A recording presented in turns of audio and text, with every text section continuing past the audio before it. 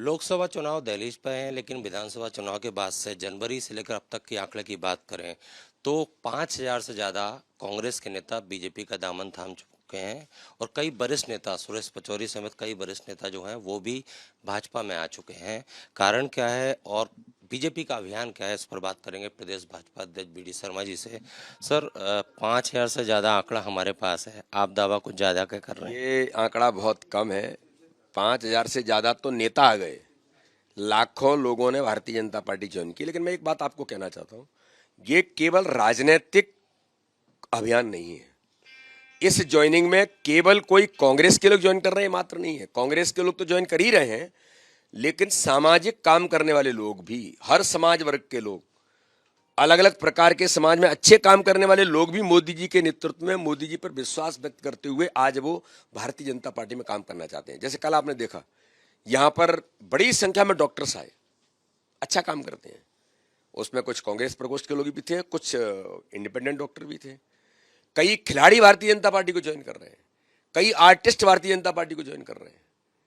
अभी शिक्षक जो रिटायर्ड लोग हैं वो ज्वाइन कर रहे हैं। रिटायर्ड लोगों की तो बड़ी संख्या, आईएएस से लेकर के आईपीएस और भी अलग अलग क्षेत्रों में काम करने वाले जो लोग रिटायर्ड हो गए वो भाजपा को ज्वाइन कर रहे हैं। सबके मन में क्या आ रहा है कि देश के अंदर आज हमें कुछ करना है, तो राजनीतिक दृष्टि से प्रधानमंत्री मोदी जी के नेतृत्व में लोग अपना विश्वास व्यक्त कर रहे हैं।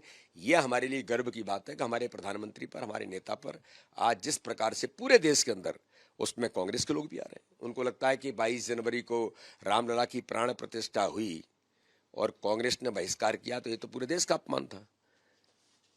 तो आज ऐसे कई कारण बन रहे हैं। धारा 370 है और गरीबों का कल्याण, हर गरीब के जीवन को बदलने का अभियान प्रधानमंत्री जी ने दिया, इस पर भी जनता का, इस प्रकार के लोगों का विश्वास है। तो लोगों को लगता है कि भारत के मान सम्मान के साथ हम आगे बढ़ रहे हैं, तो मोदी जी के नेतृत्व में ही देश आगे बढ़ेगा। और 2047 का संकल्प है, उसके लिए वो भी इस यात्रा में सहभागी बनना चाहते हैं। और हमने कुछ नेताओं को सुना, खासकर सुरेश पचौरी की बात करें तो कह रहे हैं बिना शर्त के बीजेपी ज्वाइन कर रहे हैं, बिना किसी पद, बिना शर्त के ही हैं। आपने देखा भी होगा, आज किसी समाचार पत्र ने छापा भी है कि जितने लोग आए, किसी को टिकट का चक्कर नहीं है। बिना शर्त के लोगों के मन में इस बात की खुशी है कि भारत आज विश्वगुरु बनने की ओर अग्रसर है और ये अमृत काल की शुरुआत है। तो इस अमृत काल में हम भी एक बूंद अमृत लें और भारतीय जनता पार्टी में मोदी जी के नेतृत्व में पहुंचे।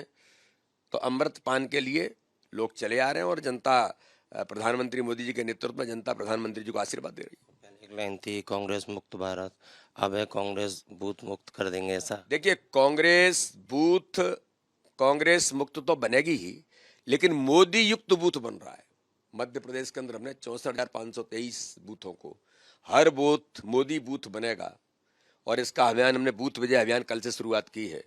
और 370 प्लस नए मतदाता जो बीजेपी को वोट जिन्होंने कभी नहीं किया, 18-19 साल के होंगे या अन्य दलों से आए हुए लोग होंगे, ऐसे 370 लोगों की सूची बनाकर 6 अप्रैल स्थापना दिवस पर डॉक्टर श्यामा प्रसाद मुखर्जी के चरणों में 370 कमल के फूल समर्पित करेंगे, संकल्प लेकर के। ये हमारा अभियान है।